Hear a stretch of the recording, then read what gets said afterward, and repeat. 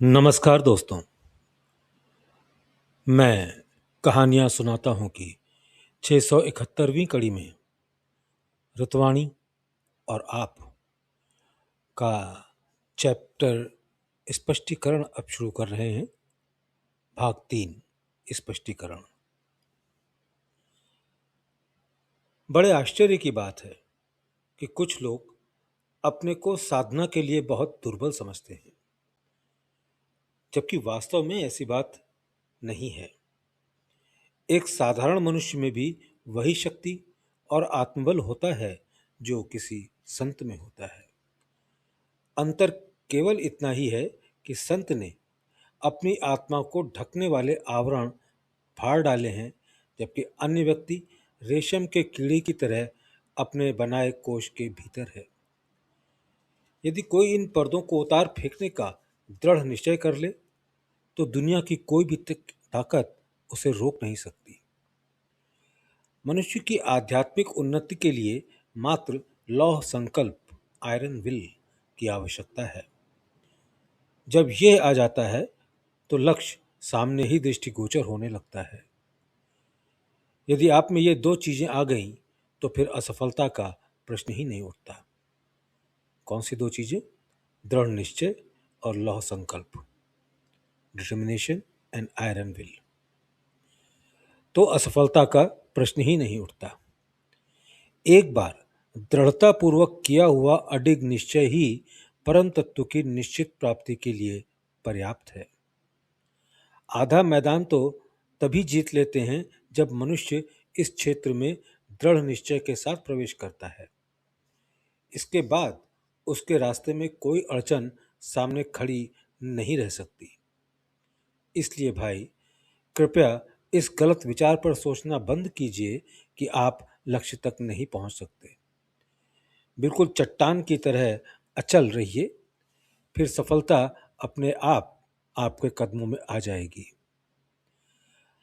मार्गदर्शन में विश्वास का भी जरूर बड़ा महत्व है, मगर इस सिलसिले में ये मत भूलिए कि वही योग्य पथ प्रदर्शक हो सकते हैं जिन्होंने अपने आवरण फाड़ फेंके हों और साथ ही प्राणाहुति की शक्ति से समन्वित हों, जिससे दूसरों को पथ पर सहायता और अवलंबन दे सकें।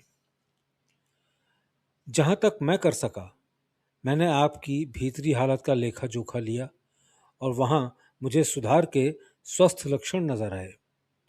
निसंदेह कुछ जटिलताएं भी मौजूद हैं, पर यदि आप अपना अभ्यास जारी रखें तो वे आसानी से दूर हो जाएंगी।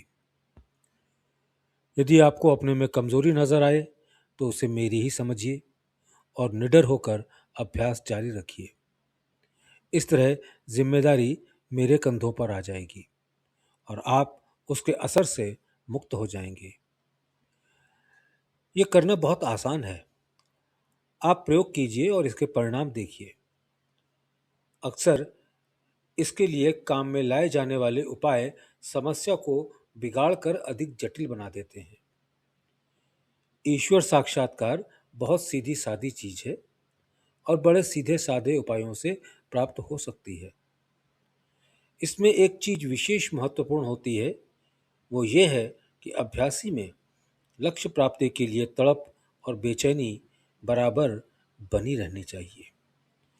यही सफलता की कुंजी है और यह बिल्कुल जड़ पर चोट करती है। जहां तक मेरा सवाल है, मैं आपको बतला दूं कि जहां भी मैं आध्यात्मिक कार्य में लगा होता हूं, सफलता के बारे में मुझे तनिक संदेह नहीं रहता। इसलिए मुझे संपूर्ण आध्यात्मिक जीवन में कभी निराशा का मुंह नहीं देखना पड़ा। अटल निश्चय ही उसका गुप्त मंत्र था। मैं चाहता हूं ऐसा अमोघ संकल्प आप सभी का बन जाए और इसे आप बड़ी आसानी से कर सकते हैं। आज ईश्वरीय विभूति की उपस्थिति के कारण मुक्ति बहुत ही आसान हो गई है। लोग मुक्ति को मानवीय पहुंच की अंतिम सीमा मान लेते हैं और अक्सर उनका विचार इसके आगे नहीं जाता, परंतु यह एक गलत विचार है। वास्तव में ईश्वरीय पथ पर मुक्ति तो निम्नतम उपलब्धि है, अतएव वह तो बच्चों के हाथ में खेलने के खिलौने की तरह है। इसके आगे भी प्राप्त करने को बहुत कुछ शेष रहता है। अनंत महासागर उससे भी और आगे है, जिसके विस्तार का कोई और छोर ही नहीं। आप अपनी नज़र उस पर और केवल उसी पर गड़ा कर रखिए और उसी की खोज में आगे और आगे बढ़ते जाइए। मेरा हृदय हर घड़ी उन सब की मदद करने को तैयार है जिन्हें इसकी ज़रूरत हो। मेरा काम मालिक के रूप में नहीं होता, मैं तो मानवता के एक अदना सेवक के रूप में काम करता हूँ। भूतकाल में ऐसे कुशल गुरु हो गए हैं जो समर्थ सद्गुरु का काम करते थे, वैसे आज भी हैं और वैसा ही काम कर भी रहे हैं। परंतु मैं तो सेवक बनना पसंद करता हूँ और सेवक के रूप में ही जनसाधारण के भले का कार्य करना मुझे अच्छा लगता है। कृपया आप कहे मुताबिक करते रहिए और अपनी दिन प्रतिदिन की प्रगति के साथ बाधाओं के बारे में भी मुझे अवगत कराते रहिए। मैं आपको विश्वास दिलाता हूँ कि यदि आप अटल रूप से सतत स्मरण रखते हुए अभ्यास में बढ़ते रहे तो बड़ी आसानी से ये लक्ष्य प्राप्त कर सकते हैं। बड़ी खुशी का मौका था जब आपने मुझे देखा। अब उससे भी अधिक खुशी तब होगी जब मुझे आपको देखने का मौका मिलेगा। इस वाक्य में एक गहरा अर्थ है जिसे उसी संदर्भ में समझना चाहिए। जब आपसे पहली मुलाकात हुई तब मुझे आपके अंदर बहुत सी चीजें मिली पड़ी नजर आईं, जिससे एकता में अनेकता का दृश्य सामने मिला। हमारा अस्तित्व अवश्य ही आत्मा के साथ द्रव्य के संयोग से बना है, पर इसके अलावा उसमें एक बात और भी है। अब एक ऐसा घर हो सकता है जहां सब चीजें इधर उधर उल्टी पुल्टी बिखरी पड़ी हों, और एक दूसरा जिसमें सब कुछ व्यवस्थित ढंग से जमा सजो कर रखा हो। निश्चय ही पहला घर अव्यवस्थित कहा जाएगा और दूसरा व्यवस्थित और नियमित।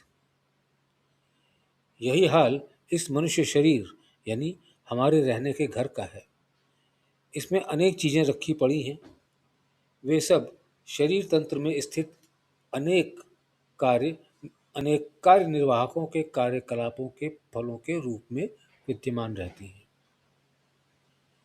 यदि उन्हें अपनी प्रवृत्ति या रुझान के अनुसार स्वतंत्रता से कार्य करने को खुला छोड़ दिया जाए तो अधिकांशतः उनकी क्रियाएं अनियमित और विक्षोभकारक ही होंगी। उन्हें नियंत्रण में रखने के लिए एक शक्तिमान सक्षम हाथ की जरूरत है, और इसकी साधारणतया अधिकांश लोगों में कमी ही रहती है। बस केवल इसी अर्थ में हम अव्यवस्थित घर की तस्वीर बने हुए हैं। आप जब पहली बार मेरे पास आए तब आपकी भी यही हालत थी, और बहुधा अधिकांश लोगों में ऐसा ही हुआ करता है। अब हमें नए जीवन में प्रवेश करना है, एक ऐसा जीवन जो हमारे बाहरी जीवन के पीछे छुपा हुआ है, या यूं कहिए बाहर के इस दिखाई पड़ने वाले मनुष्य के पीछे असली मनुष्य विद्यमान है। अब जब आप असली जीवन में प्रवेश करना चाहते हैं तो आपको उस असली मनुष्य को ढूंढना होगा जो मनुष्य के पीछे का या मनुष्य से परे का मनुष्य है। ऐसी विभूति यदि कहीं अस्तित्व में है तो उसका पता केवल हृदय की आंखों से ही लग सकता है, और शरीर के हर अणु परमाणु में उसका अनुभव किया जा सकता है। पार्थिव शरीर में रहते हुए भी वो किसी प्रकार से भी उनमें लिप्त नहीं होगा और वह शून्य के निकटतम होगा। संपूर्ण ब्रह्मांड उसका ओढ़ना होता है जिसमें उसका खेल चलता रहता है। आप उसे रेगिस्तान की रेत में, समुद्र की लहरों में सर्वत्र उपस्थित पाइएगा। सूरज, चांद और सितारों की रोशनी में भी आपको वो मौजूद मिलेगा। वो सर्वत्र प्रतिष्ठित है, नरक में भी है और स्वर्ग में भी। पर उसे कैसे ढूंढ निकाला जाए, यही वास्तविक समस्या है। वास्तव में वही वह चीज़ है जो मेरे स्वामी की कृपा से मुझ पर लगातार बरस रही है और जिसे मैं हर अभ्यासी को प्राणाहुति के द्वारा देता हूँ। मैं इसे अपना कर्तव्य समझता हूँ और इसके लिए किसी प्रकार के बदले की आशा नहीं रखता। हालांकि यह हर अभ्यासी से ऋण के रूप में अपने आप प्राप्त हो जाता है। इस ऋण शब्द का लोक प्रचलित अर्थ न लेते हुए इससे मेरा मतलब केवल अभ्यासी की ओर से व्यक्त होने वाली प्रतिक्रिया से है। आंतरिक अव्यवस्था और गड़बड़ी तब तक ठीक नहीं की जा सकती जब तक प्रतिक्रिया स्वयं अभ्यासी की तरफ से न हो। शांति और निश्चलता का वातावरण लाने के लिए कम से कम उन्हें स्थगित अथवा निलंबित तो अवश्य करना पड़ेगा। जब तक उन्हें स्थगित नहीं किया जाता तब तक जीवन के तौर तरीकों में से कोई नियमन या सुधार नहीं लाया जा सकता। जब तक आवश्यक नियमन की कमी हो तब तक सम अवस्था नहीं आती और इसलिए संतुलन बिल्कुल नहीं आता। इसके बिना हम किसी भी हालत में प्रकृति के साथ सामंजस्य नहीं कर सकते। जब प्रकृति से हमारा नज़दीक का संपर्क बढ़ेगा केवल तभी उससे निकलकर आती हुई शुद्ध हवा में हम सांस लेना शुरू कर सकेंगे। धीरे धीरे हम में और उसमें एक रूपता स्थापित होने लगेगी। थोड़े में जब हम मनुष्य के परे वाले असली मनुष्य से जुड़ जाते हैं तब हर चीज संभव हो जाती है और हमारी पहुंच के भीतर भी आ जाती है। दोस्तों, आज का पाठन यही समाप्त कर रहे हैं। इससे आगे अगले अंक में पढ़ेंगे। बहुत बहुत धन्यवाद। अपना और अपनों का ख्याल रखिएगा। धन्यवाद।